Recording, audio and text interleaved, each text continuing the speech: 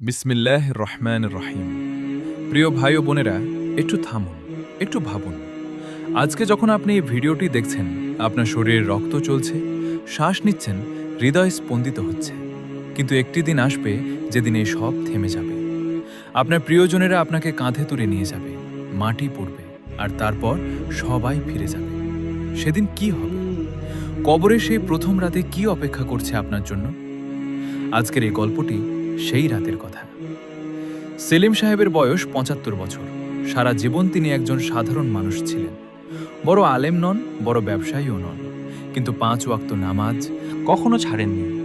ফজরের আজান হলেই বিছানা ছেড়ে উঠতেন, সন্ধ্যায় কোরআন তিলাওয়াত করতেন, প্রতিবেশীর হক আদায় করতেন, মানুষকে কষ্ট দিতেন না।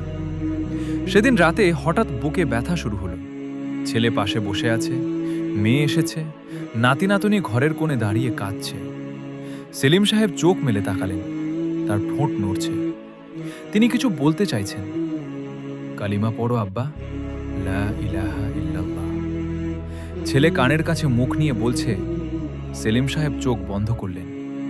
শ্বাস ভারী হয়ে এলো, একটি, দুটি, তিনটি, তারপর থেমে গেল। ঘরে কান্নার রোল পড়ে গেল। কিন্তু সেলিম সাহেব তখন অদ্ভুত এক অনুভূতির মধ্যে আছেন। শরীরের সমস্ত ভার নামিয়ে রাখা হয়েছে যেন। কোনো ব্যথা নেই, কোনো কষ্ট নেই, এক অপার্থিব হালকা অনুভূতি। তিনি দেখলেন মেজের শরীর নিচে পড়ে আছে, ছেলে ধরে কাঁদছে, কিন্তু তিনি সেখানে নেই। তখন ঘরে আলো এলো, এমন আলো যা দুনিয়ার কোনো আলোর সাথে তুলনা হয় না। একজন ফেরেশতা এলেন, চেহারায় নূরের ঝলকানি, পোশাক সাদা, চোখে অসীম করুণা।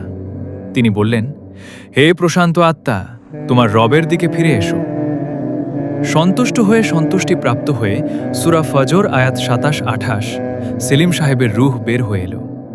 হাদিসে এসেছে, নেককার বান্দার রূহ বের হওয়া এমন সহজ যেন পানির মশক থেকে পানি ঢালা হচ্ছে। কিন্তু যারা জীবনে পাপে ডুবেছিল তাদের কথা ভিন্ন। তাদের রূহ বের হয় কাঁটার মতো, শিরা ছিঁড়ে, মাংস ছিঁড়ে। আল্লাহ আমাদের সবাইকে হেফাজত করুন। রূহ বের হওয়ার পর সঙ্গে সঙ্গে ফেরেশতারা তাকে রেশমের কাপড়ে মুড়িয়ে নেন। হাদিসে আছে, সেই কাপড় থেকে এমন সুগন্ধ বের হয় যা পৃথিবীর সেরা আতরের চেয়েও উত্তম। তারপর শুরু হয় আসমানের দিকে যাত্রা। প্রথম আসমানে পৌঁছালেন, দরজা বন্ধ। ফেরেশতারা বললেন, দরজা খোলো। ভেতর থেকে জিজ্ঞেস করা হলো, কে? বলা হলো, রাহিম, আল্লাহর বান্দা। সে কি নেককার ছিল? হ্যাঁ। দরজা খুলে গেল। প্রথম আসমানের ফেরেশতারা স্বাগত জানালেন, দোয়া করলেন। এভাবে একে একে ৭ আসমান পার হলেন। প্রতিটি আসমানে একই প্রশ্ন, প্রতিটি দরজা খুলে গেল। সপ্তম আসমানে পৌঁছালেন। সেখানে আল্লাহ তাআলার দরবার। আল্লাহ বললেন, আমার বান্দার নাম ইল্লিনে লিখে দাও। ইল্লিন জান্নাতীদের আমলনামা যেখানে সংরক্ষিত। তারপর বলা হলো, তাকে ফিরিয়ে দাও, কারণ তাকে মাটি দিয়ে তৈরি করা হয়েছিল। মাটিতেই তাকে ফেরত পাঠাও, মাটি থেকেই তাকে আবার উঠাবো। রূহ ফিরে এলো কবরে। ইতিমধ্যে জানাজা পড়া হয়ে গেছে, মাটি পড়েছে। সেলিম সাহেবের ছেলে দোয়া পড়ে চলে গেছে।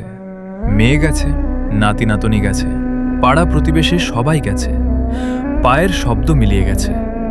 রাসূলুল্লাহ সাল্লাল্লাহু আলাইহি ওয়াসাল্লাম বলেছেন, যখন মৃত ব্যক্তিকে কবরে রাখা হয় তখন সে তার প্রিয়জনদের পায়ের শব্দ শুনতে পায় যখন তারা ফিরে যায়। বুখারী ও মুসলিম। সেলিম সাহেব শুনলেন পায়ের শব্দ দূরে চলে গেল, তিনি একা। তখন রূহ ফিরে এলো। হাদিসে আছে, মৃত ব্যক্তিকে কবরে বসানো হয়, রূহ ফেরানো হয়। তিনি সব বুঝতে পারেন। সেলিম সাহেব বুঝলেন তিনি কবরে আছেন। চারদিকে মাটি, কিন্তু অন্ধকার নয়। রব্বুকা, তোমার রবকে একটু থামুন।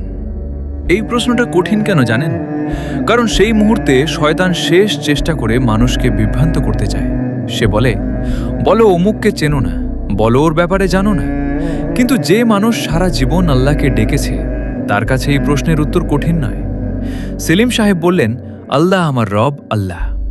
ফেরেশতারা আবার জিজ্ঞেস করলেন, মাউকা, তোমার দিন কি? সেলিম সাহেব বললেন, ইসলাম, আমার দিন ইসলাম। তৃতীয় প্রশ্ন এলো, মান হাজার রাজুল্লা সাফিকুম, তোমাদের মধ্যে যে নবী পাঠানো হয়েছিলেন তিনি কে? সেলিম সাহেব বললেন, তিনি আল্লাহ রসুল হযরত মুহাম্মদ সাল্লাল্লাহু আলাইহি ওয়াসাল্লাম।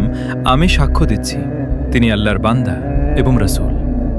আকাশ থেকে আওয়াজ এলো, সাদাকা আবদি, আমার বান্দা সত্য বলেছে। একটু দম নিন। রাসূলুল্লাহ সাল্লাল্লাহু আলাইহি ওয়াসাল্লাম বলেছেন, যে ব্যক্তি এই 3টি প্রশ্নের সঠিক উত্তর দিতে পারবে তার জন্য কবর হবে জান্নাতের বাগান। আর যে পারবে না সে বলবে, হায় হায়, আমি জানি না, মানুষকে বলতে শুনতাম তাই বলতাম।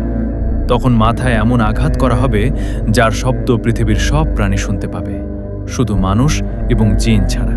নাউজুবিল্লাহ। আল্লাহ আমাদের সবাইকে সঠিক উত্তর দেওয়ার তৌফিক দিন। সেলিম সাহেব সঠিক উত্তর দিয়েছেন।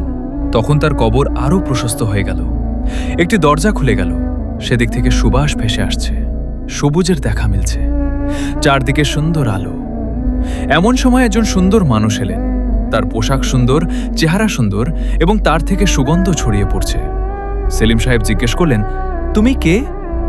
তিনি বললেন, আমি তোমার নেক আমল, আমি তোমার নামাজ, তোমার রোজা, তোমার দান সদকা এবং তোমার কোরআন তিলাওয়াত। রাসূলুল্লাহ সাল্লাল্লাহু আলাইহি ওয়াসাল্লাম বলেছেন, কবরে একজন সুন্দর সঙ্গী আসে, এটাই সেই সঙ্গী। তিনি বললেন, সুসংবাদ গ্রহণ করো, কিয়ামতের দিন পর্যন্ত তুমি শান্তি ও প্রশান্তিতে থাকবে। আল্লাহ তোমার জন্য জান্নাতের সুসংবাদ রেখেছেন। তারপর জান্নাতের দিকের দরজা উন্মুক্ত রাখা হলো। হাদিসে এসেছে, প্রতিদিন সকাল সন্ধ্যায় নেককার বান্দাকে জান্নাতে তার ঘর দেখানো হয়। বলা হয়, এটি তোমার ঘর, কিয়ামতের দিন তুমি এখানে আসবে। ভাই ও বোনেরা, এই সুসংবাদ পাওয়ার জন্য বেশি কিছু লাগে না। সেলিম সাহেব কোনো বড় বুজুর্গ ছিলেন না, শুধু 5 ওয়াক্ত নামাজ পড়েছেন, কোরআন তেলাওয়াত করেছেন, মানুষকে কষ্ট দেননি, আল্লাহকে ভয় করেছেন, এটুকুই যথেষ্ট। কিন্তু যে মানুষ সারা জীবন আল্লাহকে ভুলে থেকেছে, নামাজ পড়েনি, মানুষের হক নষ্ট করেছে, হারাম খেয়েছে, অহংকারে ডুবে থেকেছে, তার কবরের অবস্থা ভিন্ন। মুনকার নাকির যখন প্রশ্ন করেন, সে উত্তর দিতে পারে না, বলে আমি জানি না। তখন কবর সংকুচিত হয়ে যায়, পাজরের হাড়গুলো একে অপরের মধ্যে ঢুকে যায়, আগুনের পোশাক পরানো হয়, জাহান্নামের দিকের একটি দরজা খুলে দেওয়া হয়। সেদিক থেকে গরম বাতাস আসে, দুর্গন্ধ আসে, একটি কুৎসিত চেহারার সত্তা আসে। আমি তোমার পাপ, তোমার মিথ্যা, তোমার জুলুম। প্রতিদিন সকাল সন্ধ্যায় তাকে জাহান্নামে তার জায়গা দেখানো হয়। বলা হয়, এটি তোমার জায়গা। ভাই ও বোনেরা, আমরা কি এখনো সময় পেয়েছি? হ্যাঁ, এখনো পেয়েছি। আপনি এখনো বেঁচে আছেন, শ্বাস নিচ্ছেন। আল্লাহর দরজা এখনো খোলা। তাওবা করুন, নামাজ পড়ুন, আল্লাহর দিকে ফিরে আসুন। রাসূলুল্লাহ সাল্লাল্লাহু আলাইহি ওয়াসাল্লাম হযরত উসমান রাদিয়াল্লাহু আনহুর কথা বলতেন। হযরত উসমান রাদিয়াল্লাহু আনহু যখন কোনো কবরের পাশ দিয়ে যেতেন, কাঁদতেন। এতটাই কাঁদতেন যে দাড়ি ভিজে যেত। মানুষ জিজ্ঞেস করত, জান্নাত জাহান্নামের কথা শুনলে কাঁদেন না, কিন্তু কবর দেখলে কাঁদেন কেন? তিনি বলতেন, কবর হলো আখিরাতের প্রথম মঞ্জিল। যে এখানে পার পেয়ে গেল, তার পরের পথ সহজ, আর যে এখানে আটকে গেল, তার পরের পথ আরও কঠিন। প্রিয় ভাই ও বোনেরা, আজকে আমরা সেলিম সাহেবের গল্প শুনলাম, কিন্তু একদিন এই গল্পের জায়গায় আমাদের নাম থাকবে, আমার নাম, আপনার নাম। সেদিন কেউ থাকবে না, শুধু আমাদের আমল থাকবে। তাই আজকেই সিদ্ধান্ত নিন, নামাজ শুরু করুন, কুরআন খুলুন, মানুষের সাথে ভালো ব্যবহার করুন, মা বাবার সেবা করুন, আল্লাহকে ভালোবাসুন, কারণ কবরে আপনার একমাত্র সঙ্গী হবে আপনার আমল। আল্লাহুম্মা আজিরনা মিন আজবিল কবর। হে আল্লাহ, আমাদের কবরের আযাব থেকে রক্ষা করো। আল্লাহুম্মা আজিরনা মিন আজমিন। হে আল্লাহ, জাহান্নামের আযাব থেকে রক্ষা করো। আল্লাহুম্মা গফির লানা ওয়ারহামনা। হে আল্লাহ, আমাদের মাফ করো, আমাদের উপর রহম করো। আমিন ইয়া রব্বুল আলামিন। সুবহানাল্লাহ। ভিডিওটি ভালো লাগলে শেয়ার করুন। একটি শেয়ার হয়তো কারো জীবন বদলে দিতে পারে। আল্লাহ হাফেজ।